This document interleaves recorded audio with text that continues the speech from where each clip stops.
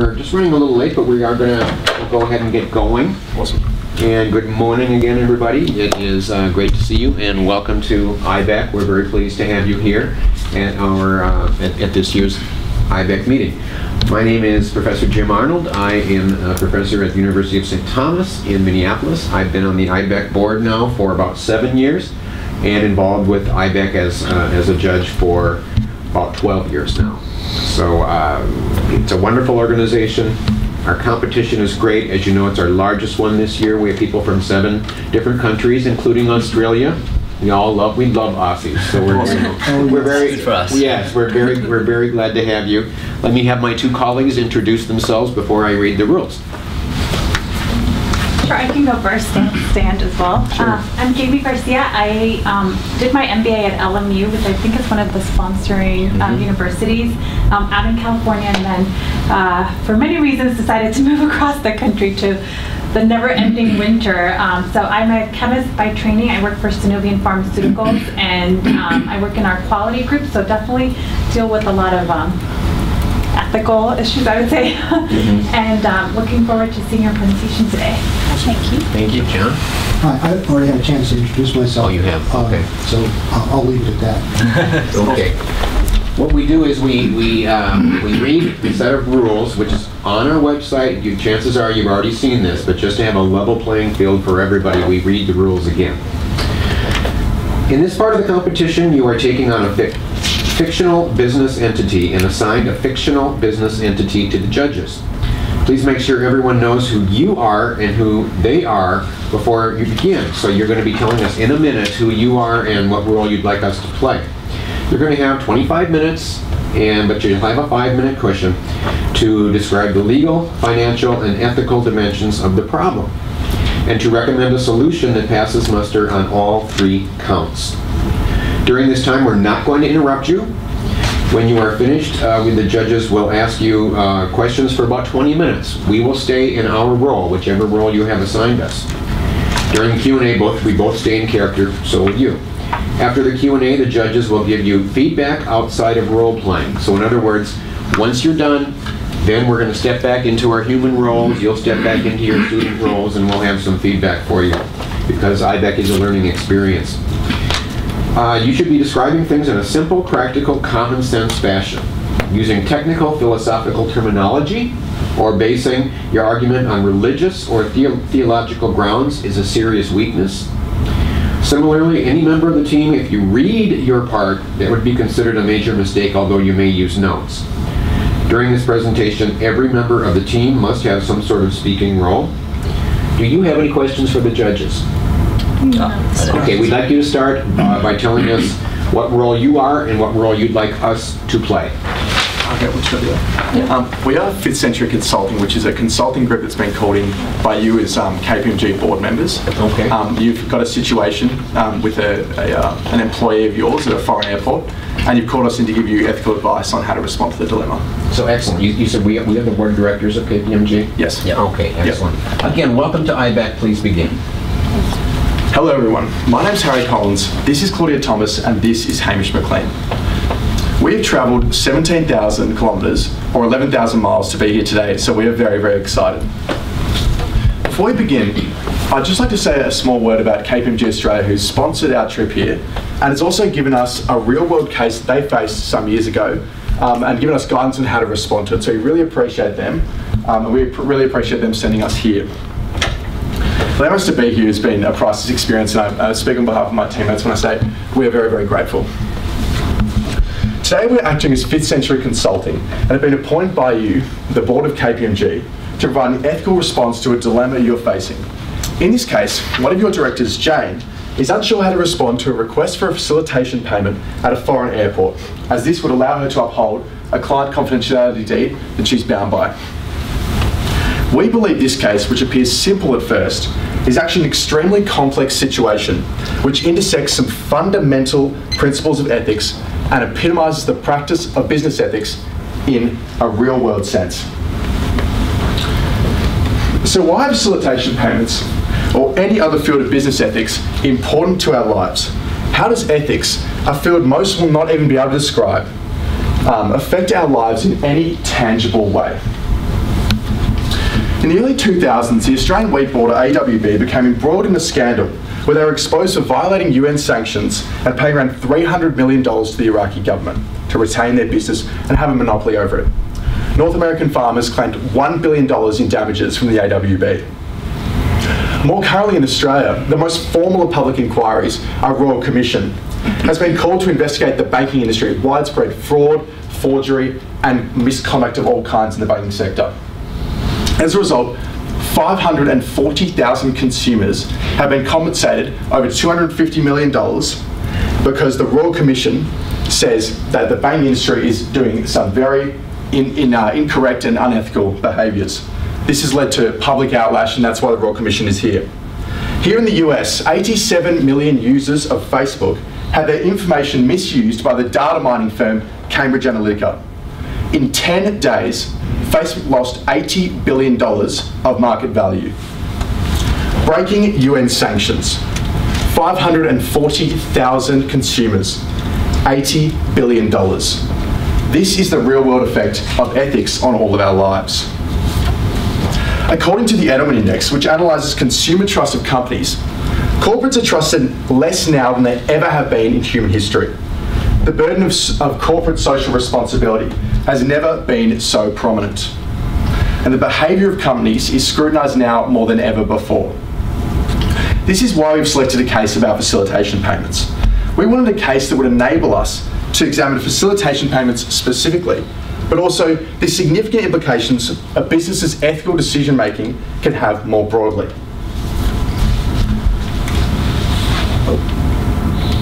Sorry. To do this, Claudia will be explaining the nuances of our particular case and in turn the legal aspects of it. Afterwards, Hamish over here will explain the financial considerations of this case, trying to quantify the economic impacts of a company's reputation and how best to minimise risks associated with it. And finally, I'll consider the ethical aspects of this case, tying together the legal and financial aspects to support our overall recommendation for how Jane should act, that she should make the payment upon very strict conditions. I'll now pass it over to Claudia. Thank you. As Harry has discussed, there is great value placed on ethics in our society, and we will aim to demonstrate this in our business dilemma. Our case sees a KPMG director, Jane, quarantined in an overseas airport upon her return home from a business trip abroad back to Australia. Jane's laptop contains the sensitive IP from her client, a technology corporate, that will revolutionise the textile market. And her laptop is taken by customs officials who inform her that her laptop will be searched and its contents divulged unless she makes a processing fee of $800. Jane, completely unaware of foreign customs laws, suspects that this is a facilitation payment and hence is hesitant to make a decision as to what she should do. It's crucial to note that Jane has been sent to this foreign airport upon her employer's request, and as such is placed in this difficult situation through no fault of her own. The ethical dilemma arises in this case through a contradiction. Jane must either commit a legally dubious act in order to maintain client confidentiality, or breach the non-disclosure agreement and divulge client sensitive information without their permission. We've identified two primary legal implications that Jane should consider before deciding whether or not to pay the processing fee. These are whether the payment could be viewed legally as a bribe and thus incur criminal consequences, and her obligations under KPMG's confidentiality deed with their client in not disclosing their sensitive information to a third party. Firstly, it's clear that in making the payment, Jane would have committed a legally dubious act that may incur criminal consequences for both herself and you as KPMG. This payment could be perceived as a bribe under the UK Bribery Act from 2010 and the US Foreign Corrupt Practices Act from 1977, both of which can and often are applied to Australian cases in international jurisdictions.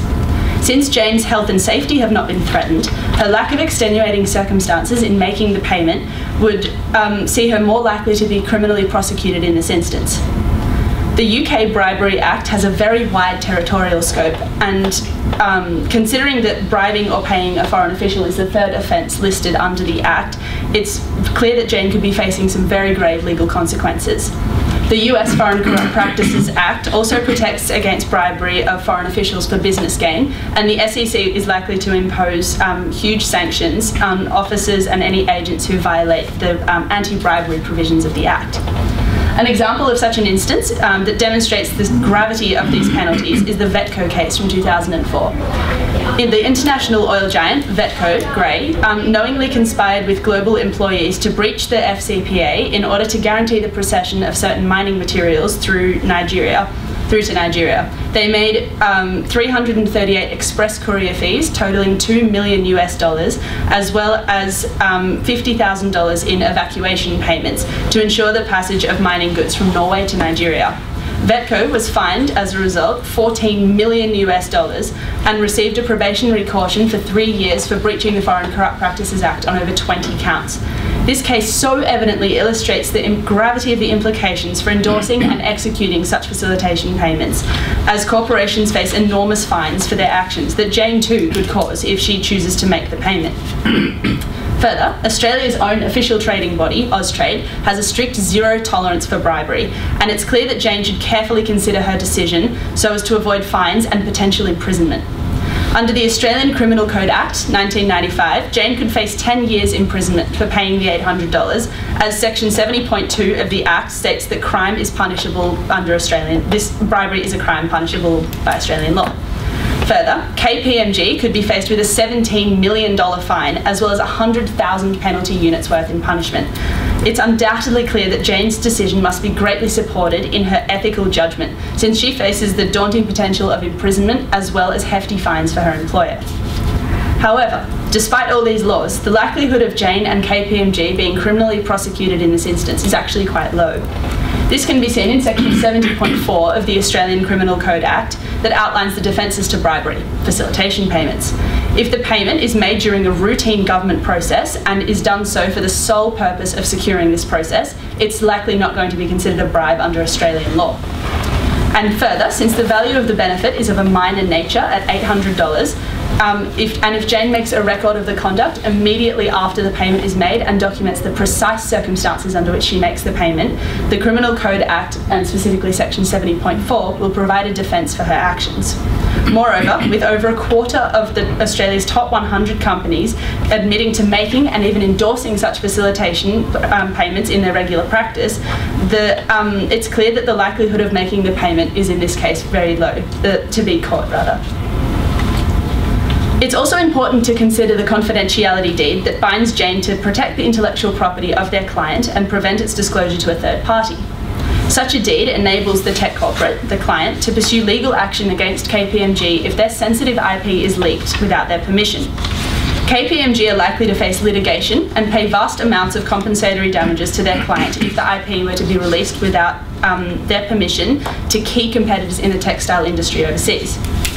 While there are no criminal consequences for breaking this confidentiality agreement, the litigation costs that KPMG would face would be significant and total more than the fines imposed due to the breach of the UK or the US anti-bribery laws.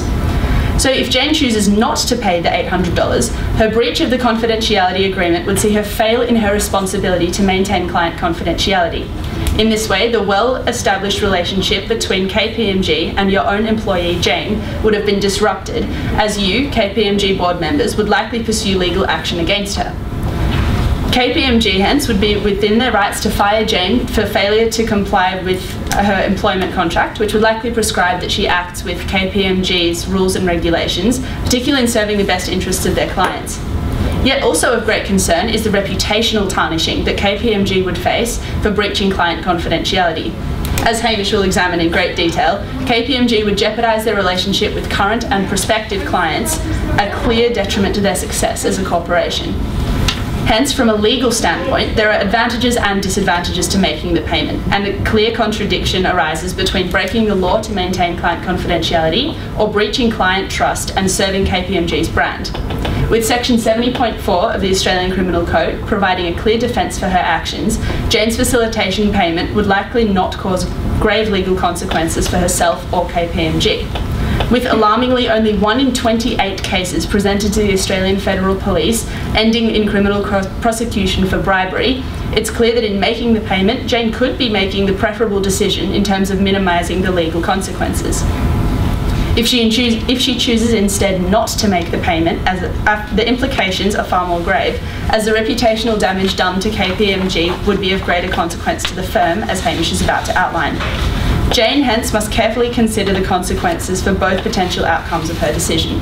I'll now hand over to Hamish. Thank you, Claudia.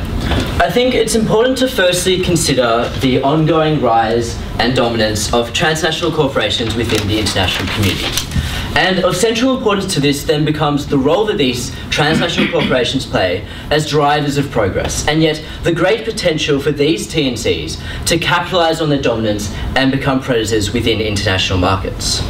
With increasing globalisation, businesses have gradually been given a unilateral ability to influence and undermine social and government standards, leading to increased awareness surrounding their social responsibility when conducting business. So considering this responsibility and the ongoing decline of public trust in businesses suggests then the immediate need for ethical intervention to redirect the role of businesses within our society, making issues such as the ones regarding facilitation payments now of central importance.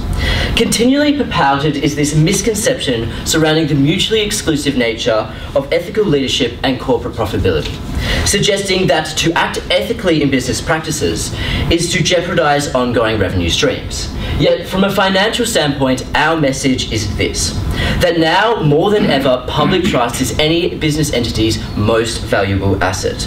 And this asset will generate more returns than could be achieved through making facilitation payments. And so, delving into this case, I will be specifically targeting the financial implications of Jane's decision, considering the scenario where firstly, Jane pays the facilitation fee, and secondly, the scenario where Jane does not pay the fee. I think it is important to note and qualify, however, that the decision made by Jane transcends beyond herself to KPMG and their corporate partner as the parent entities, for they will be the ones who will face the costs and the scrutiny for the decision she makes. So firstly, let us assume the hypothetical that Jane makes the facilitation payment. It becomes immediately clear that this action, whilst drawing a deficit of $800, removes entirely the possibility that sensitive documents are transferred to an industry competitor, ensuring that KPMG's corporate partner maintains its commercial advantage. And to this extent, the $800 becomes a negligible amount to pay to protect their commercial interest. Paying this fee similarly maintains the integrity of the confidentiality deed between the two corporate partners, demonstrating KPMG's loyalty to its clients and simultaneously removing KPMG's liability to pay compensatory damages as outlined by Claudia. As Claudia has similarly elaborated, the legal penalties of paying the fee are equally negligible given the vastly low prospects of being prosecuted. And so, continuing this narrative where Jane pays the fee, of concern becomes the public perception of committing an ethically dubious act in order to maintain a commercial advantage. Austrade outlines the means through which facilitation payments maintains a culture of corruption, and as such this seemingly violates the central tenet of integrity embedded within your values. Challenging your firm's commitments to its values and similarly tarnishing the reputation of the firm. This reputational damage will deter future clients, inhibiting continual financial growth. This reputational risk factor can, however, be ameliorated and defended through the subsequent actions of Jane and the firm. The effectiveness of doing so can be seen through an important decision made by former BHP CEO Marius Kloppers. This decision came in response to BHP being requested to make a facilitation payment to extract the bodies of 2 workers who died on a mine site in Angola. Faced with this dilemma, BHP ultimately decided to make the facilitation payment, despite the fact that to do so was to act in an arguably unethical manner. Immediately following this, former CEO of BHP Billiton, Marius Kloppers, wrote a letter to global anti-corruption organisations, stating clearly the decision he made and the reasons for his decision. He then offered his resignation to the board of directors, which was subsequently rejected. The CEO at the time in reality faced praise for his transparency, despite the difficult ethical decision, and BHP continued its strong economic growth under Kloppers' watch, despite this dilemma. So this example demonstrates that making the payments can be partially viable for KPMG from a financial perspective, so long as you act appropriately to minimise the reputational cost. But how about if the payment was not made by Jane? Let's consider the alternative hypothetical. Well, a failure to pay would most likely lead to a vastly different form of reputational damage. This would come from breaching the confidentiality deed they hold with their corporate partner, which could see KPMG liable to pay compensatory damages for the significant losses of their corporate partner, as Claudia has previously elaborated. The reputational damage, and therefore financial loss, would come from the publicity of this large trial, and the knowledge that you as KPMG were unwilling to pay a negligible amount in order to protect the best interests of your contracted client. As such, this would present considerable doubt upon KPMG's loyalty to its clients, and the extent to which you as KPMG are willing to go in order to pursue the best interests of your contracted client. This, I would like to stress to you, poses the most significant and the most concerning financial hypothetical. And so ultimately we can see that reputational risks are present whether payment is made or not. So we need a solution which will manage these potentially irreversible reputational and therefore financial risks. And so from a financial standpoint, it seems plausible for Jane, acting on behalf of KPMG, to make the payment and exhibit a similar response to former BHP CEO Maurice Kloppers, as this had little to no financial detriments to BHP. Doing so will similarly eliminate any potential loss to their corporate partner, which would subsequently become KPMG's loss through litigation claims. But this stance here seemingly contradicts my aforementioned suggestion that ethical leadership can simultaneously be achieved with business prosperity. And so I'd like to bring you back to my earlier premise, that business trust now more than ever is any entity's most valuable asset. We know that trust in itself is built over a long-term relationship with a brand. And so financial analysis of this unique problem continually limits itself to its short-term nature, considering the immediate consequences of this apparent binary decision, without affording due consideration to the loss in public trust. With recent concerns over data collection, the public is becoming ever more concerned with how corporates are managing their social responsibility, given, as I've previously established, their great capacity of control. And so this draws us into this idea against the old school of thought, that a company's trust asset with the public, and not just with fellow businesses, is in itself the most valuable supporter of long-term economic prosperity. The public is becoming more aware and more demanding of corporate ethical responsibility. And this in itself is the catalyst for why, from a financial perspective, short-term losses can be incurred to maintain any entity's social license to operate. For this license moving forward is crucial to ongoing financial dominance. And important to consider is the concept that any entity who abuses its social contract with the public starts a countdown timer. That is, the financial detriments of this social abuse does not yield any immediate or ongoing cost, but when the timer stops, that is, when the public realises and deems this abuse inappropriate, only then are financial penalties imposed. And we saw this concept recently with the significant Facebook scandal. Following the announcement that Facebook had inadvertently leaked the data of millions of users to an external entity, Facebook's stock dropped by a market value of $80 billion in 10 days. Facebook undervalued their social contract with the public, and by doing so, they exposed themselves to an eventual and significant market shock, thereby proving 2 points. That maintaining a social contract with the public is crucial to ongoing financial prosperity, and breaching this contract results only in delayed financial ruin. And so Harry will now examine the ethical considerations of paying or not, and tying together our ultimate conclusion. Thank you very much, Hamish. With Claudia and Hamish having elucidated upon the legal and financial considerations of this case, I will now focus on the ethical considerations. I will begin by establishing key ethical principles we believe should be embedded in a convincing ethical response, before exploring the relevance of these principles to each of the relevant moral parties. Firstly, Jane, secondly, KPMG, and thirdly, the broader society we live in today. I will show you how we apply these abstract ethical principles to this situation so that it is a convincing, thorough, and reasonable ethical response. Before I do that though, I'd like to give you 2 criteria for what we constitute to be a compelling ethical response to any business dilemma. Firstly, our response should be tailored to the specifics of the case, yet so flexible it is able to be universalised to any other personal or business dilemma. We want to give a recommendation so defensible and something that we're so passionate about, we want it to be adopted as a precedent for any other dilemma in life. Secondly, our response should be created through the use of general and personalised ethical principles and not be justified by them afterwards. Our ethical response should arise from broader ethical principles like reasonableness, fairness, consistency, integrity. But also, it should be derived from the moral agent's specific values and specific purpose. In this instance, you as board members of KPMG. Some examples of KPMG's values include openness, honesty, and candour.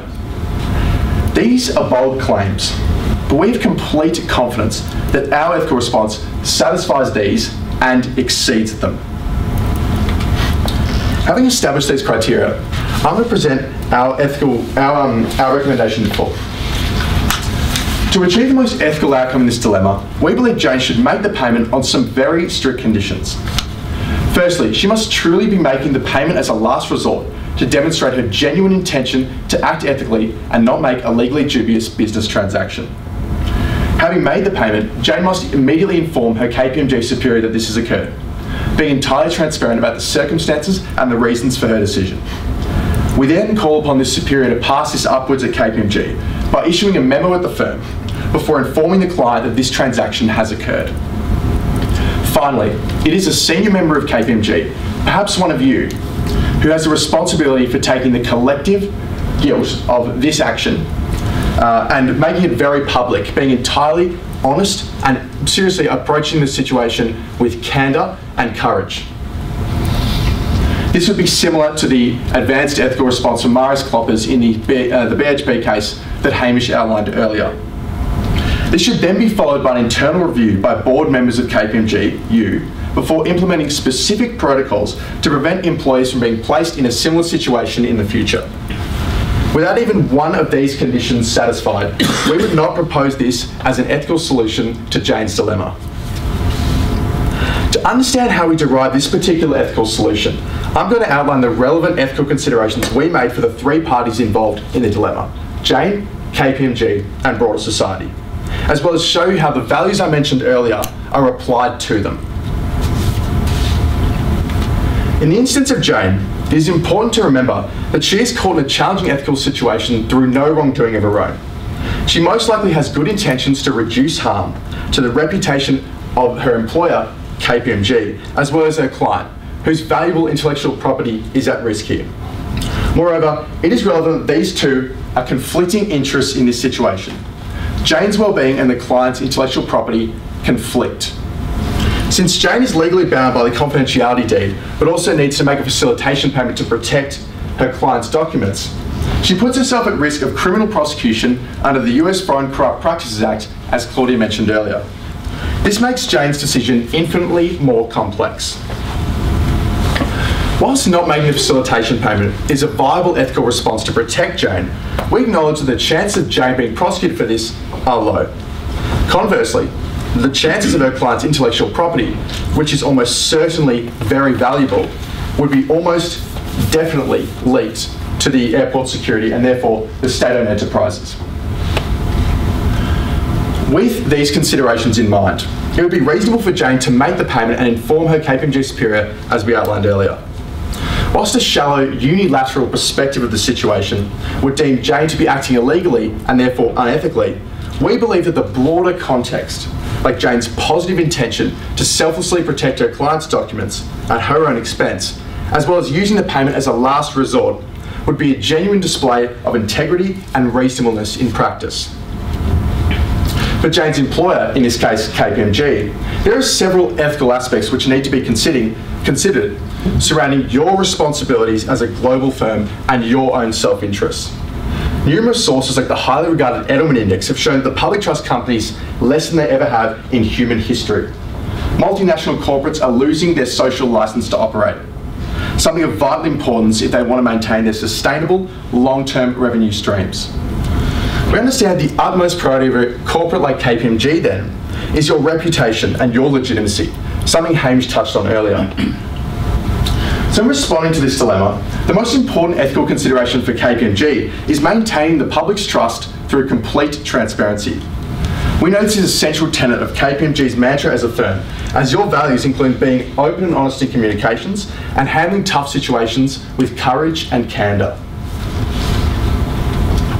These abstract values seem to hold true with our response, as our recommendation is that KPMG should show complete transparency within the firm with the internal memo and also externally by telling their client and releasing information of the payment publicly. Therefore, we think that our emphasis on aligning our ethical response to KPMG's own personal values shows that we've sufficiently considered the ethical aspects of this case for your interests at KPMG. Finally, any ethical decision-making process must acknowledge that the consequences of actions are far-reaching. Whilst not necessarily an active moral agent in this circumstance, the outcome of this dilemma and the precedent we set has significant implications on the broader global community, as Hamish established earlier. This one payment by Jane is a representative example of a global issue of a culture of corroding business practice, cutting corners to maintain an edge over industry competitors. In Australia, 27 of the biggest 100 publicly listed companies admit that they incorporate facilitation payments or small bribes in their routine business practice. In a country like Australia with such strong rule of law, the ease at which these companies undermine ethical principles is alarming.